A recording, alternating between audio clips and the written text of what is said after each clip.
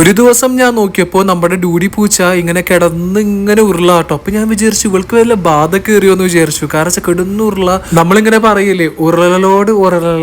ഷെടാ എന്താല്ലേ, എനിക്ക് അത്ര അങ്ങനെ നാക്കങ്ങനെ വഴങ്ങണില്ല. അപ്പോഴാണ് ഞാൻ മനസ്സിലാക്കിയത് ഇവളാണെങ്കിൽ പ്രസവിച്ചിട്ട് വെറും 15 ദിവസമായിരിക്കുന്ന സമയത്ത് ഞങ്ങളുടെ വീടിന്റെ അടുത്ത് തന്നെ ഒരു കാടൻ പൂച്ച, അതും ഒറ്റ ഭംഗിയില്ലാത്ത ഒരു നീർക്കോലി മെലിഞ്ഞ ശോഷിച്ച ഒരു പൂച്ചനെ കണ്ടിട്ട് ഇവള് വഴി തെറ്റി പോയിടാ. എനിക്ക് ആകെ സങ്കടമായി. പാവം ഇതിന്റെ കുട്ടികൾ 2 എണ്ണം പ്രസവിച്ച ചെമ്പിൽ തന്നെയാണ് കിടക്കണത്.